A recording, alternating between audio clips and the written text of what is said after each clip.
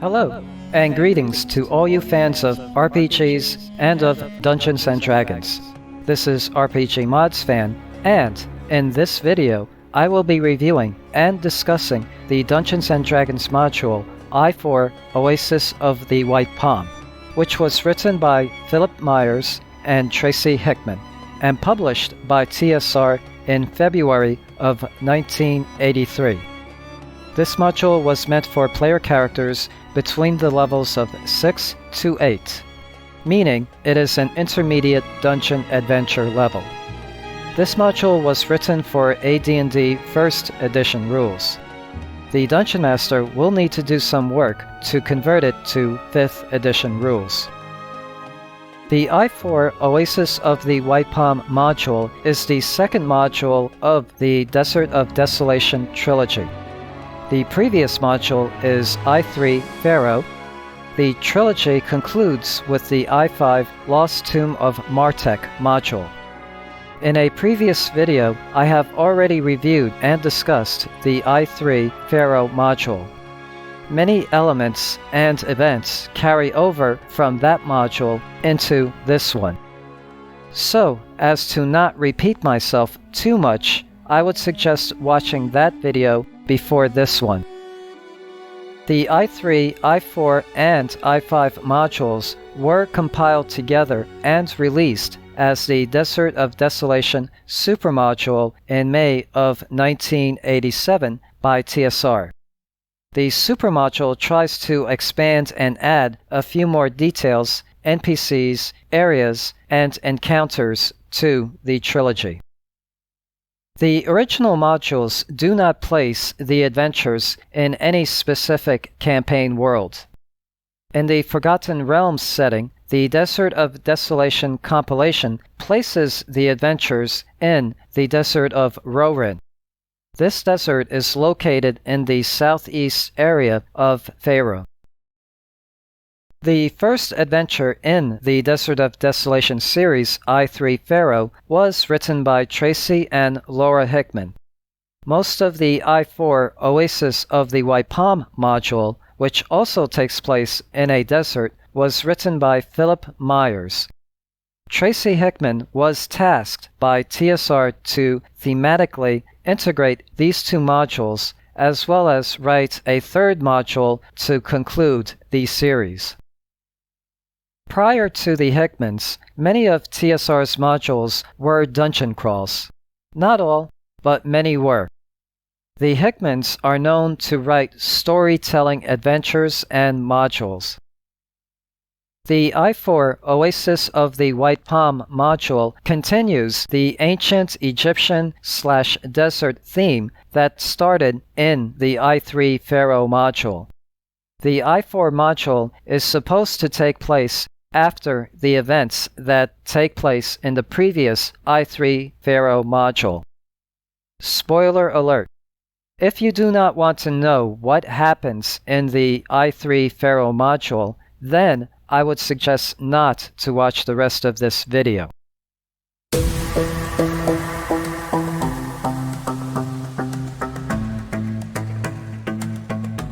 Previously on the Desert of Desolation series, foreigners to a strange land, the player characters are arrested, accused, and found guilty of doing mischief to a wizard of the court named Wandu. They are taken to a base of a range of craggy dry mountains, which open up into a foreboding Desert of Desolation. Their sentence is to be banished into the Desert of Desolation, never to return, until they find a raider's base of operations and eradicate them. These raiders have been operating out of the Desert of Desolation and have been causing trouble to the ruler of this realm. The desert and barren waste is foreboding and horrible. It stretches out as far as the eye can see. During their wanderings in the desert, the player characters would not have found the raiders, but would have met and interacted either amicably or discordantly with two desert folk. One of these folk are the Thun Dervishes, who I like to refer to as the D&D equivalent to the Fremen from the planet of Arrakis, aka Dune. Like the Fremen, the Thun Dervishes lead a nomadic existence.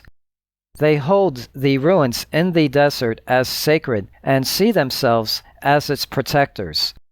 They hate grave and tomb robbers, which probably has led to hostility with the player characters. The other group are the Symbions.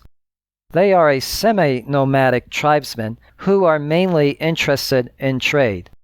Many centuries ago, Symbions converted to what they call the true faith of Anu. Their faith calls for the destruction of all idols, which puts them at odds with the Thun Dervishes, who seek to preserve the past. Also, during their wanderings in the desert, the player characters would have freed an Efreeti from its 1,000-year imprisonment. Actually, it is a default assumption of the module. If the player characters have not freed the Efreeti, then this module assumes some other hapless wanderer will have freed it. Dealing with the Efreeti is the overarching plot of the Desert of Desolation Trilogy. By the way, the I3 to I5 modules do not give a name to the Efreeti. In the Desert of Desolation compilation, he is given the name of Calitharius. This module assumes the player characters have entered, plundered, and then escaped from Pharaoh Amun-Re's pyramid. Within the pyramid, the player characters will have found and obtained the Pharaoh ruling staff and the star gem of Mopalar.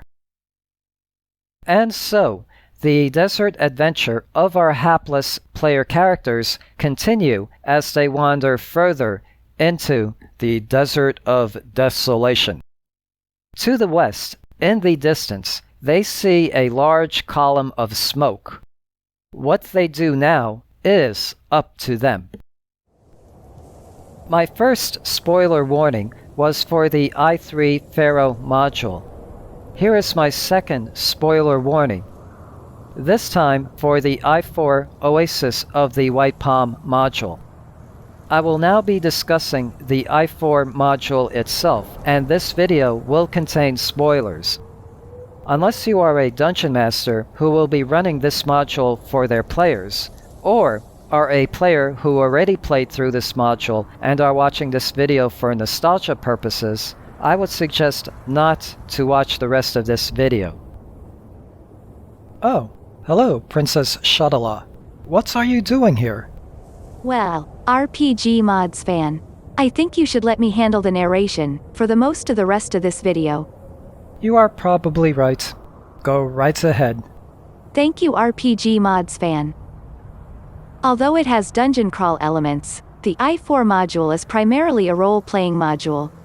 So much depends on the player character's interactions with the non-player characters in this module. The smoke that the player characters see in the distance is coming from a recent battle that took place between the Efreeti and the Symbion forces. There is one lone barely alive survivor who, if treated well, will 1. Tell the tale of the battle. 2. Beg the player characters to meet with Sheikh Qasim and tell him what happened.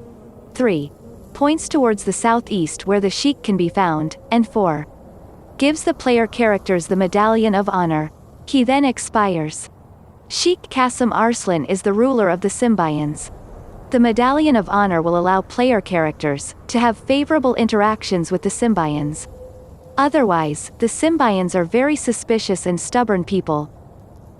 In RPGmodsFan's video on the I3 Pharaoh module, he already discussed the dangers in the open desert, such as sinkholes, dust diggers, sandstorms and purple worms. The same dangers are here too. Before the arrival of the Efreeti, there were 3 factions operating in the Desert of Desolation. We have already mentioned the Thun Dervishes and the Symbions. The Thun Dervishes mainly controlled the desert area detailed in the previous I3 module. The Symbions mainly controlled the desert area detailed in this module. The third faction is the Sand Voyagers Guild, which is a merchant/trading operation. However, a few months ago, this guild was taken over by slavers, who now use it as a front. The Afriti and his army, which is called the Maladith, has wreaked havoc on everyone's operations in the desert. Princess Shadala, my apologies. Sorry to interrupt, but I need to state this before you continue. A number of slave NPCs are described in the module who have valuable information. However, let me just state, slavery, no matter what form it takes, how evil of an institution it is. The module does not describe these slaves' living conditions, diets, torture, abuse, nor their physical and mental states. Given the controversial nature of this subject matter, it is no wonder that the module is avoiding giving any details or making a political statement. Okay, I better stop here and move on before I start drawing analogies of it to our own modern day and age. I couldn't agree with you more. There are 3-star gems the player's characters need to find and obtain. In the I3 Pharaoh module, the player characters should already have the star gem of Mopeller, which is also a gem of true seeing. The other 2 can be found in this module. The star gem of Shah Peller rests in the crypt of Badr al-Mosik. The gem has the power to cure serious wounds 3 times per day. The star gem of Khan Peller can be found in the Set Temple ruins. It grants magical invigoration to mages. A magic user who meditates with it will be able to rememorize 1 level of spell per turn of meditation. These star gems will be needed to escape from the lost tomb of Martek in the I5 module. Displayed on the screen is the wilderness map of the module. Player characters start at the area marked with the letter A. Assuming the party is well stocked with water, for simplicity's sake, as a DM, I would say they can move a maximum of 6 hexes per day without incurring exhaustion. If they move cautiously slower, then I would decrease their chances, or effects of, potential desert hazards, such as sinkholes, sandstorms, etc. Here in the area marked with the letter B, is where the battle between the Afriti and Symbion forces took place.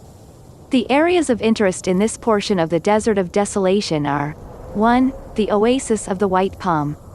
It is here the Sheik can be found. Also there is a walled compound area where the Sand Voyagers Guild is headquartered. Also, a bar, a blacksmith, traders and merchants, and other services can be bought and sold in the compound. Similar to the Keep in the B2 module, which RPGmodsFan reviewed in a prior video. 2. The Buried Temple of Set. Mainly a dungeon crawl setting, where the star gem of Khan Peller can be found. 3. The Crypt of Badr al-Mosik. Another dungeon crawl setting, that serves as the Afridi's stronghold, as well as where the star gem of Shah Peller can be found. Also, this is where, the Afridi has kept me imprisoned. And, 4. The Ruins of City of Phoenix. Here the Jinn Heraldith can be found and freed to do battle against the Afridi. Freeing the Jinn is the main objective for the player characters for this module. The areas beginning with the letter L are ruins and have not been given any detail in the module. So the Dungeon Master is free to add dungeons and side quests in these areas. My apologies, Princess Shadala. Sorry to interrupt again. But I think I should talk about the NPCs in the module, since it does also include you. So, are you trying to say, I cannot be objective when discussing myself? Never mind. Okay, go ahead. There are a number of important NPCs that can be either allies or villains, depending on the disposition of the player characters. Sheikh Qasim Arslan is a human male 9th level fighter. As mentioned before, he is the leader of the Symbions. He has 3 wives. He also has 2 sons who are identical twins. He wears a special amulet that serves as a plot device for this module's story. Usually sitting beside the Sheik is his first son, Hassan Arslan, who is a 7th level fighter. He also wears an identical amulet to the one his father wears. He is betrothed to Princess Shadalah. Princess Shadalah, who is also referred to as the bride in the text of the module, has disappeared 7 days ago. Everyone suspects foul play and are looking for her. Everyone suspects one another for her disappearance. The Sheikh believes one of his many enemies has the princess. He, as well as his first son Hassan, want her back. They will want the player characters to go out to investigate and find her.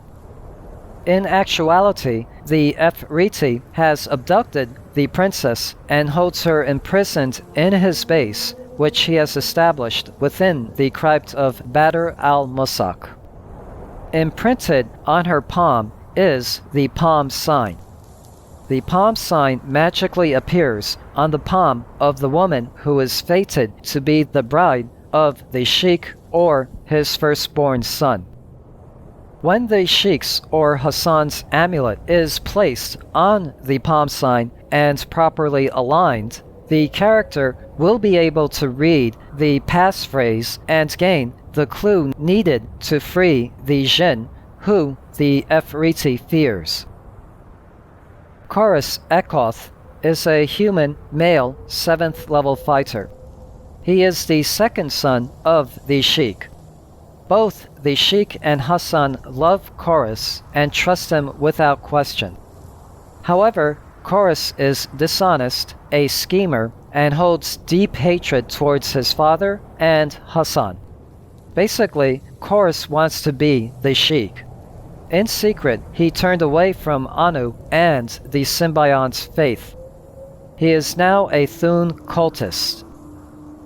Thornas, Netmaster, is the leader of the Sand Voyagers Guild, which now really is a front for his slavers' operations.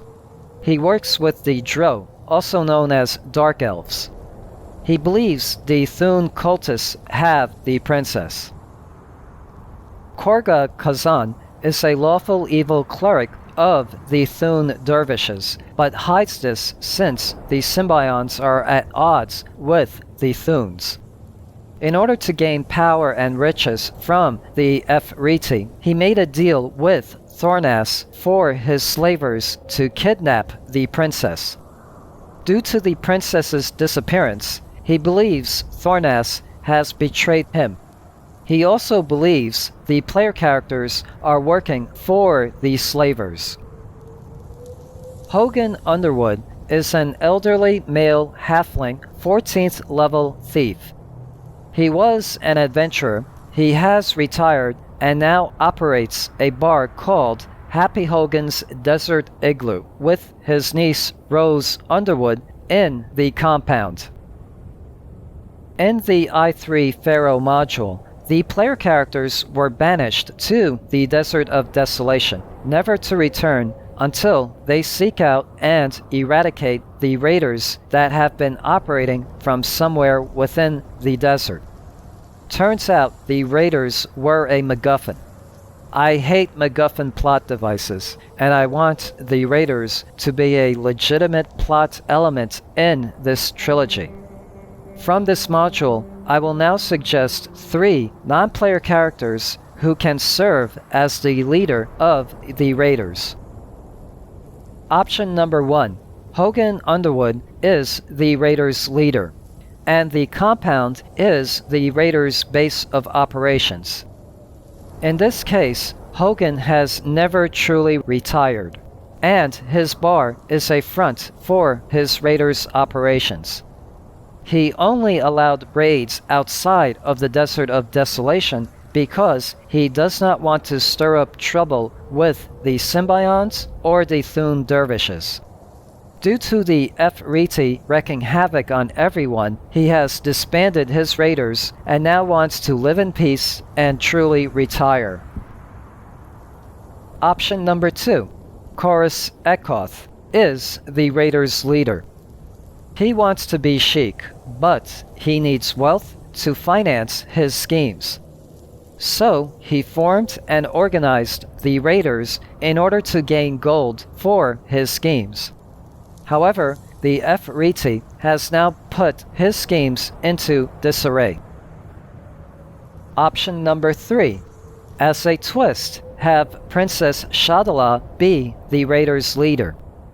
If the Dungeon Master likes to use this twist, then he or she should think of a reason why the princess formed the Raiders. Perhaps she and her family have a vendetta against the nobles on whose lands the Raiders are pillaging. However, due to the Efreeti abducting her, the Raiders have been leaderless, and, again, due to the Efreeti, the Desert of Desolation is no longer a safe haven for them to operate out of. Hence, they then disbanded.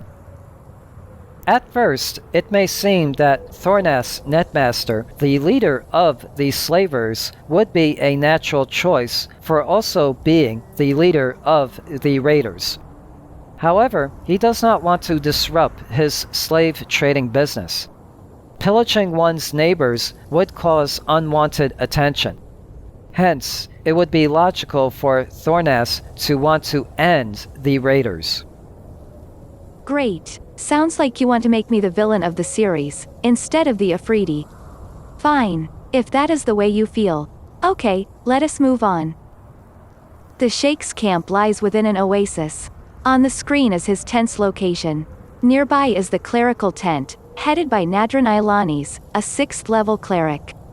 During their adventuring, if any of the player characters were to die, Nadran is not powerful enough to resurrect them. So, as a DM, I would allow Nadran to have scrolls of resurrection at his disposal. Growing out of the ground here is a white palm tree. The Symbians hold the tree as sacred. Anyone destroying the tree is marked for death. Continuing our tour of the Oasis of the White Palm. Below the white palm tree is the Oasis pool, surrounded by a ring of palm trees, and is always guarded by at least 8 Symbians. Within the walled compound area, adventurers can find many of their needs met here. Just as the keep, in the B2, Keep on the Borderlands module, serves as a base for the players to operate out of, so does this walled compound area. It has a wayfarer's house where the adventurers can find lodging. It is run by a low-level fighter, named Rolando Minstrel. Next is the bazaar, where there are tents, huts and stalls selling a variety of goods. There is even a blacksmith here. Next, we have Happy Hogan's Desert Igloo, a tavern run by the retired halfling thief, Hogan Underwood, and his niece, Rose Underwood. The headquarters of the Sand Voyagers Guild is located at the lower left side of the compound. Above and a little to the left of the compound, is a 25-foot, or 7.5 meters, tall monolith. It has a concealed door that leads, via stairways, down to the buried Temple of Set. Thune cultists use this secret entrance to access the temple. The slavers access another portion of the temple via a trapdoor from their Sand Voyagers Guild's building. Both the Thune cultists and the slavers of the Sand Voyagers Guild are using this ancient underground complex. The slavers conduct mining operations in their area, and use part of the temple as a prison. The areas are connected by a single secret door. Amazingly, neither the cultists nor the slavers have discovered this secret door, or the fact that they are both using the temple. Within this worshipping chamber, is a large statue of Set. From midnight to 3 a.m., Korga Kazan holds services here for the Thune cultists. In front of the statue is a pit that seems bottomless. Displayed as a side view of the chamber and pit. From within the room I-9, the trap floor will trigger, if a character tries to open either door, at the ends of this room.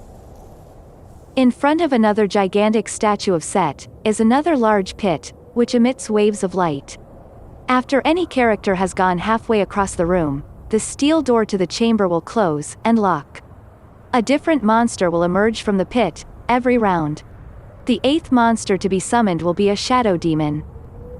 The star gem of Khan Peller can be found in chamber numbered I-17, which was once a library. It seems that most all the scrolls that were housed here were burned, and their ashes now lie in the center of this chamber. The star gem can be found buried in these ashes. However, one scroll within its bone case, lying on a bookshelf, has survived. It is the Martek map. The locations depicted on the map are as follows.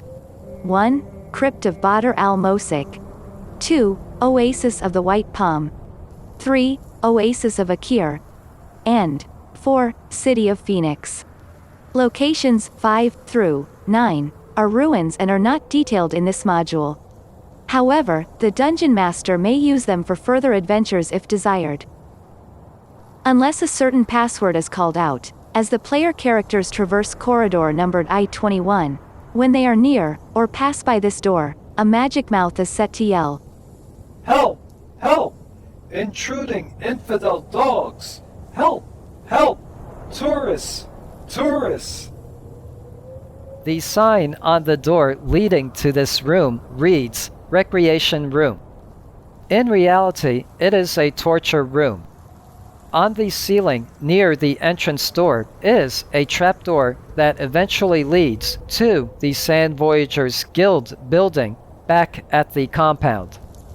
Next to the torture room is a prison with a bugbear jailer. In prison cell number I-26A is Tallness Granicus, the former leader of the Sand Voyagers Guild. Assuming the player characters set him free, he has key information for them, such as the Efriti has the princess and is keeping her in the crypt of Badr al-Masak. How does he know this when 1. He has been imprisoned here for a few months, and 2. The princess was abducted a week ago? It makes no logical sense. So, as a DM, I would devise another way the player characters can learn this information, such as overhearing a group of patrons at the Happy Hogan's Tavern theorizing the whereabouts of the princess, or after the adventurers have explored the Oasis and the Temple of Set, the Symbiont cleric Nadron will send for them and state that Anu has blessed him with said information. Within rooms numbered I-23 and I-24 is a Drow fighter named Calitratus and a Drow cleric named Zomora. No lore or detail is given by the module to explain why they are here, so the Dungeon Master is free to think of their own explanation. On the next level, which is labeled as the upper level, many beams of light crisscross the chambers just beyond the Everfall pits. 4 of them are dangerous. Beam A is a beam of cold. Beam B is a beam of disintegration. Beam C is a lightning bolt. Beam D teleports the character to the K-12B Everfall pit. Both the Efriti and the princess are in chamber numbered K-14. The amulet from either the Sheik or Hassan will cause the Efriti to retreat to the astral plane on the 3rd round. Otherwise, the Efriti will retreat after taking half of his hit points in damage. The princess is trapped like a genie in a glass bottle and is freed by removing its stopper. In case you are wondering, the Efriti does not want to outright kill the princess. That will just transfer the palm mark, or I should say palm sign, onto a new princess. Instead, he wants to keep her in suspended animation indefinitely. In the center of the room numbered K-15 stands a single pillar bathed in a column of light. Glistening atop that pillar is the star gem of Shah Pilar. The floor looks solid, but the shaded parts are illusions. By stepping on them, the character is in danger of falling into an acid pit that lies below. There is an Indiana Jones moment here. Taking the star gem without replacing it with a similar weight object will trigger a deadly trap, where beams of light will shine upon the portions of the floor that are real. These beams will cause petrification on a failed saving throw. RPGmodsFan, thanks for discussing the crypt of Badr al-Mosik portion of the module. That place brings back horrible memories for me. I never want to be trapped like that again. The module's objective is for the player characters to go to the ruined city of Phoenix and free Jinn Vizier, Eraldith. Thousands of years ago, the Jinn was voluntarily trapped in a blue glass bottle by a powerful mage named Martek. Upon being freed, the Jinn will speak the words displayed on the screen. As a gift, the Jinn will give the player characters a small blue glass bottle that contains a Jinni servant.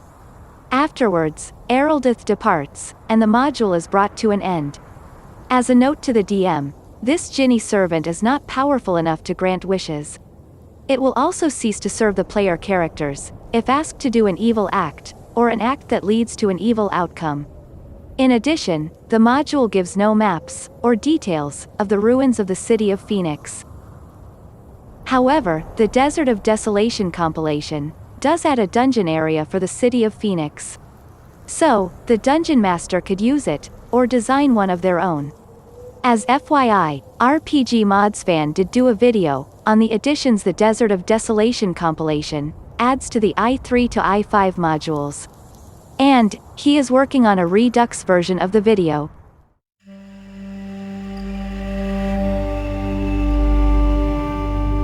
More than a millennia ago, there lived a great mage named Martek, who foresaw the events currently unfolding in this desert. He foresaw the release of the Afridi, so, he had a Jinn who volunteered imprisoned, and would be released to counter the Afridi. He created the palm sign and amulets as a means to leave clues on how to find and free the Jinn. Bits and pieces of Martek's prophecy can be discovered at certain locations in this module. All this reference to Martek is placed in this module, so that it links with, and ties the adventure to the next module, I5, Lost Tomb of Martek. Oh, I forgot. I have an appointment with my hairstylist and my manicurist. Sorry RPGmodsFan. You will have to do the rest of this video. Bye folks. Thanks for watching. As mentioned earlier in this video, the module does not detail the ruins labeled L1 to L4. As a suggestion, the Dungeon Master could run the RA3 Touch of Death module at one of these ruins. The RA3 Touch of Death module is an ancient Egyptian-themed adventure taking place in buried ruins within a hostile desert. And yes, it has mummies. So, it sounds perfect to include it within the Desert of Desolation Trilogy. The RA3 module was meant for the Ravenloft campaign setting. Other than toughening up the monsters, I do not think much modification is needed to make it fit within the Desert of Desolation Trilogy. Perhaps in the future, I will create a video reviewing the RA3 Touch of Death module. As another suggestion, with some modification, the Dungeon Master could run the Dark Sun module DSM1 Black Flames at another of these ruins. In the Black Flames module, the adventurers are exploring the ancient city ruins of Yaramuke on behalf of a draconic being. The adventurers are railroaded into doing the adventure by the draconic being. If you are using it as part of the Desert of Desolation campaign, then this adventure should be an optional side quest, and do not have them railroaded into doing it. Roll credits. Displayed are the credits found within the module itself. On both Amazon's and DriveThruRPG's websites, there were only a few reviews of the i4 module. Out of those limited number of reviews, the i4 module received good ratings, averaging a 4.4 out of 5 stars between the both of them. There was only one customer comment I found worth reading, which is as follows. Deadly middle adventure in the Desert of Desolation. The classic player torture device known as the Desert of Desolation series continues as the Pasha of the Ephoriti, Vizier of the Fire Sultan, is freed as destiny foretold. Vent his rage on the world of mortals. But now, after centuries, all he finds are ruins and endless wasteland. And any living prey he discovers is doomed. Of course, your players will love you for putting them into this situation. A wonderful desert/Tomb Raider adventure for levels 6 to 8. By the way, the Desert of Desolation Supermodule received top ratings from both Amazon's and DriveThruRPG's websites. Personally, I like the additions the Supermodule adds to the trilogy, but I prefer using the maps provided in the original modules. In other words, I would use both. Thank you for watching. Hope this video has been informative and entertaining. I have also created a playlist of classic D&D modules composed of videos from various YouTube channels. I noticed some gaps in it. Hence the reason for reviewing this module, which is to fill in one of those gaps. So, in the foreseeable future, to fill in some more of those gaps, I plan on reviewing those missing D&D modules. Till next time, this is RPGmodsFan saying cheers, have a good day, and goodbye.